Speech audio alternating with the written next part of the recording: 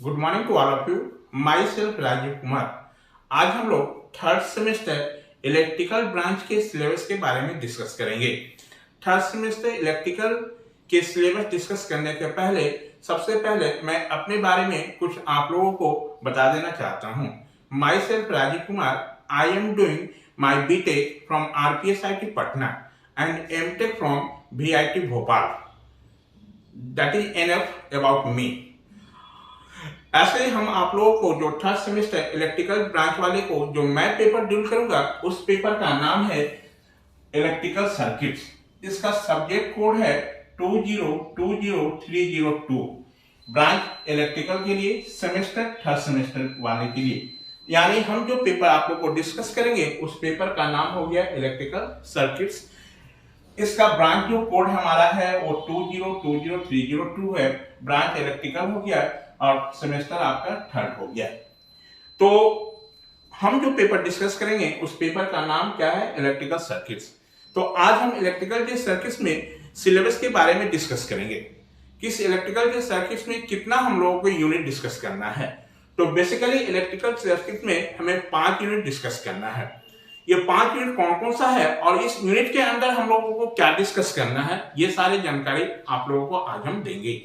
तो टोटल जो हमको 5 यूनिट डिस्कस करना है, इस 5 यूनिट में सबसे पहला जो यूनिट का नाम है वो single phase AC series circuit.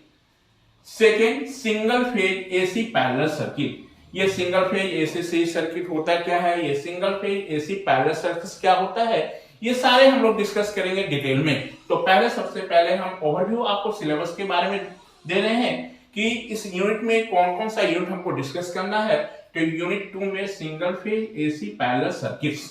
Unit 3 में जो डिस्कस करना है उस चैप्टर का नाम है 3 फेज सर्किट्स।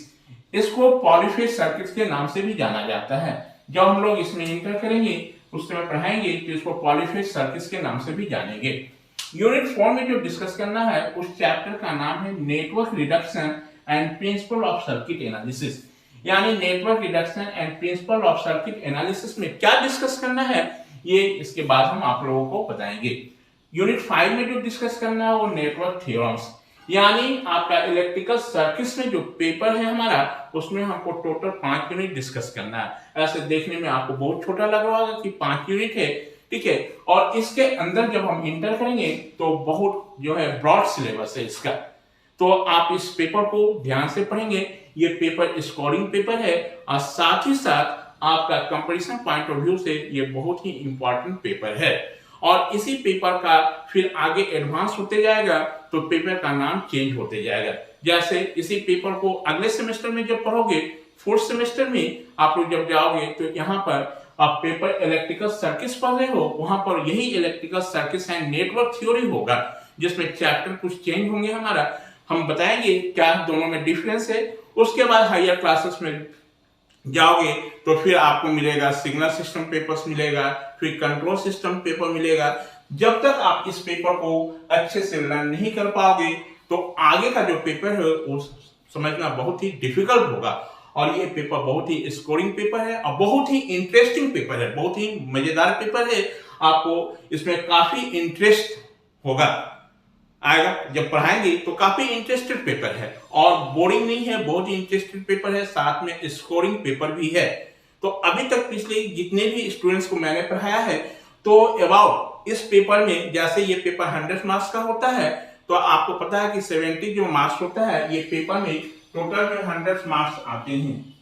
100 मार्क्स का ये पेपर होता है जिसमें 70 जो मार्क्स आपका जो है वो एक्सटर्नल एग्जाम होता है जो कि यूनिवर्सिटी लेती है, आपका टेक्निकल बोर्ड लेता है, ये टेक्निकल बोर्ड आपका लेता है। और 30 मार्क्स जो बचा इसमें 10 जो होता है वो आप लोगों को सेशनल जो मतलब प्रैक्टिकल जमा करते हैं उस पर होता है 10 मार्क्स, ये सेशनल बोलिए। और 20 मार्क्स जो है वो पीरियोडिकल, जो आप लोग फर्स्ट पीरियोडिकल और सेकेंड पीरियोडिकल देते हैं, पीरियोडिकल। तो टोटल आपका कितना हो गया 30, 70 प्लस 10 80 और प्लस 20 100 मार्क्स। तो इस पेपर को भी छोड़िए, यहाँ पर 10 मार्क्स एंड 20 मार्क्स ये तो कॉलेज पर डिपेंड करता है आपको। तो 30 मार्क्स में नहीं भी कॉलेज जो है कम से कम मिनिमम भी मार्क्स हम बोले तो 20 मार्क्स यहाँ से मिल ही जाता है हर एक स्टूडेंट को, और मैक्सिमम बात करो तो 25 से लेके 30 के बीच में ही रहते हैं, और मिनिमम जो 20 मान के चलते हैं हम 20 मार्क्स से, लेकिन हमारे पास ये 20 मार्क्स हैं, इसमें मैक्सिमम जो हमारे पेपर्स में लड़के जो ऑब्टेन किए हैं अभी तक का जो है वो 68 हाईएस्ट मार्क्स। तो इस पेपर में आप इजी वे में स्कोरिंग पेपर है, इसमें मैक्सिमम मार्क्स आप ऑब्टेन कर सकते हो। तो बहुत ही इंटरेस्टिंग ये पेपर है। तो इस पेपर में टोटल हमको 5 यूनिट डिस्कस करना है। ये 5 यूनिट का नाम हम आपको बताएं। अब इसके बाद हम लोगों को कौन सा बुक परचेज करना है। तो मार्केट में ऐसे बहुत सारे बुक अवेलेबल हैं, तो सारे जो बुक परचेज करना पॉसिबल एवरी स्टूडेंट के लिए पॉसिबल नहीं है, ठीक है। तो मैं कुछ बुक का यहाँ पर रेफरेंस नाम लिख के रखा हूँ, ठीक है, और इस बुक में कौन सा बुक आपको परचेज करना है इस बुक के बारे में हम आपको बताने जा रहे हैं। तो यहाँ पर जैसे हमने 3 बुक का नाम लिखा है, ठीक है, 3 राइटर्स का। तो पहला लिखे हैं सर्किट थ्योरी बाय ए चक्रवर्ती। ये ए चक्रवर्ती कहने का इसका फुल फॉर्म जानूंगा तो अभिजीत चक्रवर्ती है, ठीक है। Second network analysis and synthesis Ravish R Singh, और थर्ड हमारा basic electrical engineering by V N. Mittal, ठीक है। मार्केट में और सारे बुक अवेलेबल है, basic electrical engineering by B L. Thareja का भी है मार्केट में, अशफाक हुसैन का भी है हमारा। तो बहुत सारे मार्केट में बुक अवेलेबल है। तो कौन सा बुक आपको परचेज करना है वो हम आप लोगों को बताएंगे। तो आप ऐसे तो हम प्रॉब्लम जो है बहुत सारे डिफरेंट बुक से सिलेक्ट करके आपको बताएंगे, ठीक है, लेकिन आपको एक हर एक एवरेज स्टूडेंट को एक रेफरेंस बुक रखना अति आवश्यक है। तो एक रेफरेंस बुक रखना चाहिए। तो हम 3 आपका नाम यहाँ दिए हैं, 3 में से आपको जो भी इच्छा करेगा आप एक बुक खरीद लेना, मार्केट से परचेज कर लेना। ऐसे हम बुक जो आपको बता रहे हैं परचेज करने के लिए, वो बुक आप लोग जो मार्केट से परचेज करोगे वो circuit theory by Abhijit Chakraborty, ये धनपत राय पब्लिकेशन का है। और ये network analysis and synthesis Ravish R Singh, ये भी बहुत ही अच्छी बुक है, ये टाटा मैग्रो हिल का है, टीएमएच पब्लिकेशन का है, ठीक है। और ये आप जो देख रहे हो बेसिक बी.एन. मित्तल, ये भी अच्छी बुक है, लेकिन आप लोग को बुक ऐसा परचेज करो जो हायर क्लासेस में भी आपको यूज हो। तो ये बुक आप परचेज करना सर्किट थ्योरी अभिजीत चक्रवर्ती, जो कि 3rd सेमेस्टर फिर आगे 4th सेमेस्टर में जाओगे उसमें भी ये हेल्पफुल करेगा, और साथ में कंपटीटिव पॉइंट ऑफ व्यू के लिए भी ये बुक बहुत ही अच्छी बुक है। इसलिए आप लोगों को जो बुक परचेज करना है वो circuit theory by Abhijit Chakraborty. ये तो हमने आपको ओवरव्यू सिलेबस के बारे में डिस्कस किए, ठीक है। और मैं आशा नहीं बल्कि पूर्ण विश्वास करता हूं कि आप लोग अच्छे मार्क्स के साथ हायर क्लासेस में अब इंटर करोगे, यानी कहने का मतलब 2nd सेमेस्टर से 3rd सेमेस्टर में जाओगे, ठीक है। अब 3rd सेमेस्टर पर फोकस करना है। 2nd सेमेस्टर में क्या हुआ उसको आप लोग भूल जाओ। अब 3rd सेमेस्टर में फोकस करना कि 3rd सेमेस्टर में हम कैसे पढ़ाई करें कि हमको अच्छे मार्क्स ऑब्टेन हो। तो ये पेपर आपका कंपटीशन के पॉइंट ऑफ व्यू से भी काफी इंपॉर्टेंट है, ठीक है। इस पेपर से आपको हर एक पब्लिक सेक्टर में 10 मार्क्स का क्वेश्चन आता है। तो हम 10 में 10 आपको लाने का कोशिश करेंगे कि आप 10 मार्क्स में 10 मार्क्स कैसे ऑब्टेन करो। तो ये हमारा काम है कि 10 में 10 मार्क्स कैसे आएगा।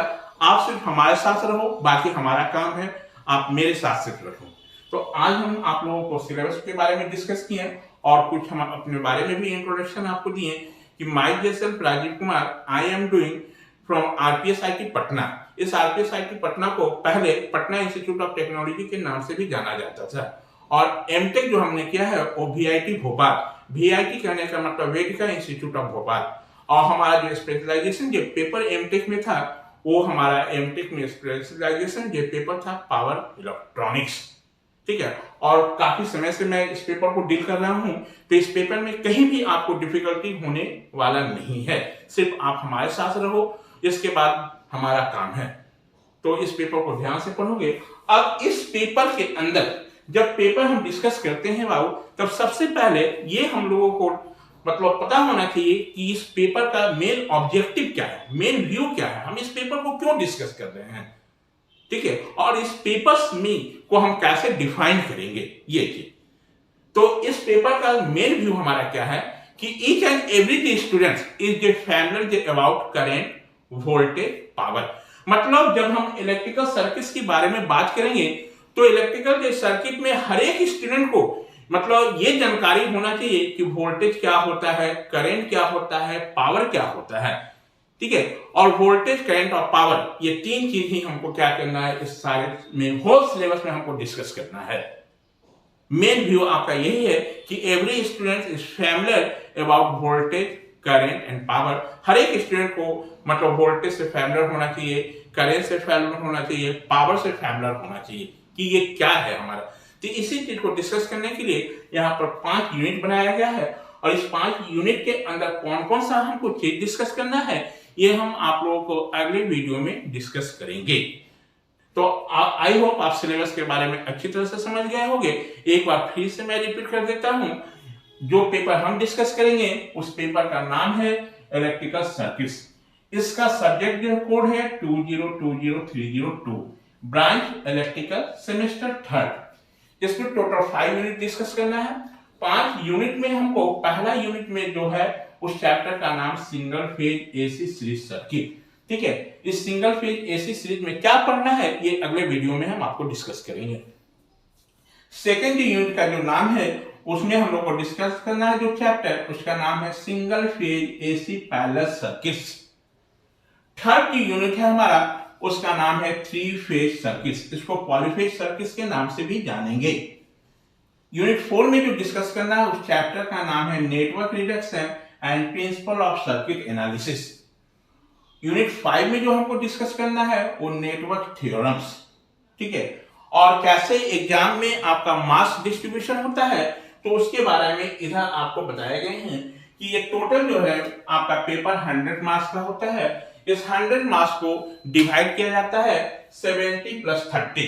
70 मार्क्स जो होगा वो हमारा एक्सटर्नल एग्जाम मतलब यूनिवर्सिटी आपको लेगी, यानी आपका टेक्निकल बोर्ड लेगा, ठीक है। और ये जो 30 जो मार्क्स होते हैं वो इंटरनल होते हैं कॉलेज, जिसमें 10 मार्क्स आपका क्या है सेशनल, मतलब आप लोग जो लैब के लिए जो जमा करते हो वो है हमारा। 20 मार्क्स जो पीरियोडिकल, जो कि फर्स्ट पीरियोडिकल और सेकंड पीरियोडिकल। तो ये 30 मार्क्स तो कॉलेज का हो गया, इंटरनल पार्ट हो गया, और ये आपका क्या है एक्सटर्नल पार्ट है। तो ये 70 मार्क्स में आप 70 मार्क्स ऑब्टेन कर सकते हो, बस आप मेरे साथ रहो। और 70 में 70 कैसा लाना है वो मेरा काम है। लेकिन हाँ, हम आपके बारे एग्जाम नहीं देने जाएंगे, एग्जाम तो आप ही को देना है। हम आपको मेथड बताएंगे कि कैसे आप 70 में 70 ला सकते हो।